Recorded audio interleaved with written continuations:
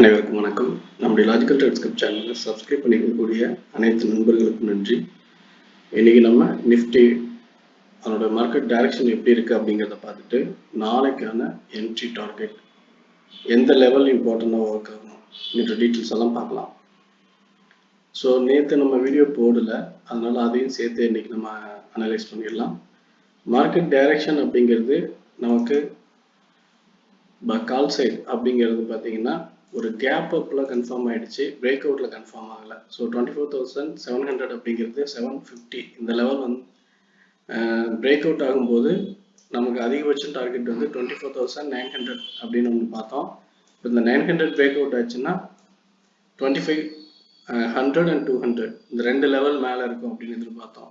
ஆனால் டைரக்ஷன் எப்படி இருக்குதுன்னா அது கேப் அப்ல மண்டே ஓப்பன் ஒரு 300 பாயிண்ட்ஸ் கேப் அப் அப்படிங்கிறதுனால மேலே இருந்து கீழே டவுன் வந்து டைரக்ஷன் கரெக்ஷன் அப்படின்ற மாதிரி காட்டுச்சு. இங்க ரிவர்சல் ஆகுது அப்படின்றப்ப இங்கிருந்து கரெக்ஷன் கொடுத்து ஸோ சப்போர்ட் லெவல் அப்படி நம்ம எதிர்பார்த்தது 24,750 அப்படிங்கிற இந்த லெவல் வரைக்கும் கீழே வரலாம் என்று எதிர்பார்த்தோம். ஆனால் இங்கே 858 900ல சப்போர்ட் எடுத்ததுனால 24,880ல சப்போர்ட்டு மறுபடியும் ஒரு சின்னதாக ஒரு ரேஞ்ச், இந்த ரேஞ்ச் பிரேக் அவுட் ஆனதுக்கப்புறம் மறுபடியும் இந்த ஹைக்கான டார்கெட். ஸோ இதுதான் நீங்கள் நடந்திருக்கு. இந்த மாதிரியான டைரக்ஷன் அப்படிங்கிறது இன்னைக்கு மட்டும் இல்லை, இந்த இடத்துலையும் நடந்திருக்கு. பார்த்தீங்கன்னா தெரியும், சின்னதாக ஒரு ரேஞ்சு, இந்த ரேஞ்ச் பிரேக் அவுட் ஆனதுக்கப்புறம் மறுபடியும் ஹை, இந்த ஹைக்கான டார்கெட்டு, இந்த டார்கெட் முடியும் போது அடுத்து கேப் அப். ஸோ இப்படி தான் முடிஞ்சிருக்கு. ஆனால் நம்ம எதிர்பார்க்கறது என்னன்னா இன்னைக்கு டைரக்ஷன் அப்படிங்கிறது ஒரு ரேஞ்ச் மூவ் அப்படின்ற மாதிரி இருக்கு. ஓகே, ஸோ இந்த ரேஞ்ச் மூவ்ல மார்க்கெட் என்ன மாதிரியான ஸ்ட்ரக்சர் ஃபார்ம் பண்ணுது அப்படின்னா, ரேஞ்ச் மூவ் அப்படின்றப்ப நம்ம என்ன பார்ப்போம்னா பையிங்கும் செல்லிங்கும் ரெண்டு டைரக்ஷன் கிடைக்கும் அப்படிங்கிறது தான் ரேஞ்ச் மூவ். ஆனால் இப்போ ப்ரெஷர் சைஸ் பார்த்தீங்கன்னா ரெண்டு கேட்டகரி ஆஃப் இருக்கு. 24,940க்கும் கீழே மார்க்கெட் போகும்போது புட் சைடு ப்ரைஸ் ஸ்ட்ராங் ஆகிறதும், அதே போல் 24,940க்கு மேலே போகும்போது கால் சைடு டைரக்ஷன் ஸ்ட்ராங் ஆகுறதும் இருக்கு. இதனால இப்போ என்ன மாதிரியான பிரச்சனை நமக்கு இருக்குதுன்னா, சப்போர்ட்ல வந்து நம்ம கால் எடுக்கிறோம் அப்படின்றனாலும் அல்லது ரெசிஸ்டன்ட்ல புட் எடுக்கிறோம் அப்படின்னாலும் டைரக்ஷன் வந்து ஸ்டாப் லாஸ் கனெக்ட் பண்ணிட்டு அதுக்கப்புறம் தான் கீழே இறங்குது அப்படிங்கிற மாதிரி ஒரு விஷயம் நடந்துச்சு. நம்ம இதை புரிஞ்சுக்கிட்டு என்ன பண்ணோம் அப்படின்னா, நம்ம மார்க்கெட் டைரக்ஷனை ரிவர்சல்ல கன்ஃபர்மேஷன் எடுக்கிறதுக்காக வெயிட் பண்ணி பார்க்கும்போது மேக்ஸிமம் இந்த லெவல் பிரேக் அவுட்டுக்கு அப்புறம் தான் அது கிடைக்குது. அப்போ பிரேக் அவுட் ஆகலை அப்படின்னா மறுபடியும் இங்கிருந்து மேலே போகிறது தான் இருக்கு. ஸோ இன்னைக்கு நம்ம இதை தான் ஃபாலோ பண்ணோம்.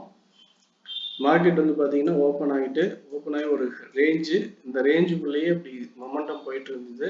இந்த ரேஞ்சு பிரேக் அவுட் ஆகும்போது, எக்ஸாம்பிள் இந்த லெவல் ரேஞ்ச் பிரேக் அவுட் ஆகும்போது ஸோ இந்த ஹையை வந்து நமக்கு டார்கெட்டாக எடுத்துக்கிச்சு. ஸோ இந்த இடத்துல இங்கே தான் நமக்கு என்ட்ரி கிடைச்சிருக்கு. 24,950 தான் 40 அதில் தான் நமக்கு என்ட்ரி.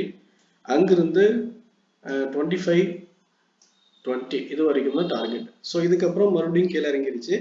மறுபடியும் பார்த்தீங்கன்னா அதே என்ட்ரி, அதே சேம் பிளேஸ்ல என்ட்ரி எடுத்துட்டு மறுபடியும் டார்கெட் வந்திருக்கு. ஸோ இங்கே தான் ரெண்டு என்ட்ரி கிடைச்சிருக்கு. காலில் டவுன் சைடில் வந்து என்ட்ரி எடுத்ததுல ரெண்டு ஸ்டாப் லாஸ், ஒன்று காஸ்ட், ஒன்று ஸ்டாப் லாஸ் வந்தது.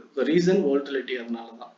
ஸோ இந்த மாதிரி மார்க்கெட் டைரக்ஷன் இருக்கும்போது நம்ம என்ன பார்க்கலாம் அப்படின்னா, ரேஞ்ச் மொமெண்டம் அப்படிங்கிறது ஒவ்வொரு டைம் ஃப்ரேம்லையும் கரெக்ஷன் எடுத்துக்குது அப்படிங்கிறத நம்ம பார்க்கணும். ஒவ்வொரு டைம் ஃப்ரேம் கரெக்ஷன் அப்படின்னா first 5 minutes time frame correction முடியும், அதுக்கப்புறம் 15 மினிட்ஸு, அதுக்கப்புறம் பார்த்தீங்கன்னா 30 மினிட்ஸு ஹவர்லி கரெக்ஷன், இப்படி எல்லாத்துக்கும் கரெக்ஷனாக இருக்கும்.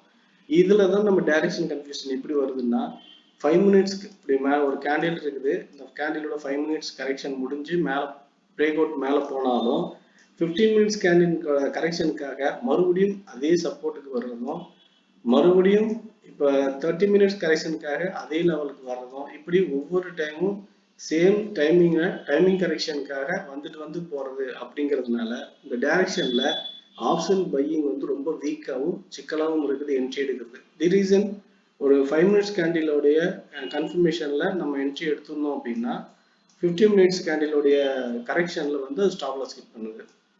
அதே நேரத்துல 15 மினிட்ஸ்ல எடுத்தோம்னா ஹவர்லி கேண்டிலோடைய கரெக்ஷன்ல வந்து ஸ்டாப்ல சென்ட் பண்றது அப்படின்ற மாதிரி நடக்குது. ஸோ இந்த மாதிரிலாம் இங்க நடக்கிறதுனால தான் நம்ம இந்த இடத்துல வந்து ரிஸ்க் ஜோன் அப்படின்னு இன்டிமேட் பண்ணியிருந்தோம். 24,880 to 940 80 to 940 இந்த லெவல் வந்து ஒரு ரிஸ்க் ஜோன் அப்படின்ட்டு நம்ம டெலிகிராம் இன்டிமேட் பண்ணோம். இந்த லெவல்ல என்ட்ரி எடுக்காதீங்க அப்படின்னு நம்ம சொல்லியிருந்தோம்.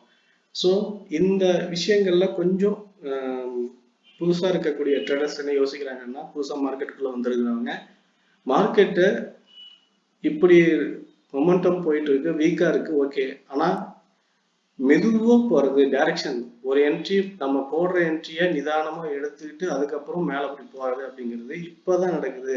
அப்படின்றப்ப இந்த டைம்ல என்ட்ரி எடுத்தாதான் ஈஸியா இருக்கும், அதனால நம்ம எடுக்கலாம் அப்படின்னு நினைக்கிறாங்க.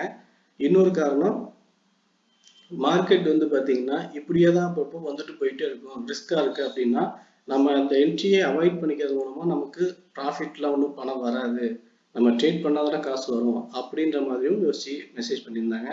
ஸோ முக்கியமான விஷயம், நம்ம ட்ரேட் பண்ணி நீங்க ப்ராஃபிட் பண்ணல அப்படின்னாலும் கூட உங்களுக்கு பிரச்சனை இல்லை. ஆனால் மைனஸ் பண்ணீங்க அப்படின்னா கேபிட்டல் லாஸ் ஆயிடும். ஸோ இப்போ இந்த ரேஞ்ச் மூவ்ல வந்து நீங்க என்ட்ரி எடுத்து நிதானமா இருக்க மார்க்கெட்டு, நம்ம குயிக்கா என்ட்ரி எடுக்க அவசியம் இல்லை, ஓட வேண்டியது இல்லை, நிதானமா ஒரு என்ட்ரியை போட்டால் போதும் இப்படிலாம் யோசிக்கிறதுலாம் கரெக்ட். ஆனால் அதுக்கான ஸ்டாப் லாஸ் கொடுக்கறது அப்படின்னு இருக்கு இல்லைங்களா, அந்த லெவலை வந்து ஹோல்ட் பண்றது அப்படின்னா ஒரு பிகினர்ஸால பண்ண முடியாது. ஸோ ஒரு நல்ல எக்ஸ்பீரியன்ஸ் பர்சன் தான் அதை பண்ணுவாங்க.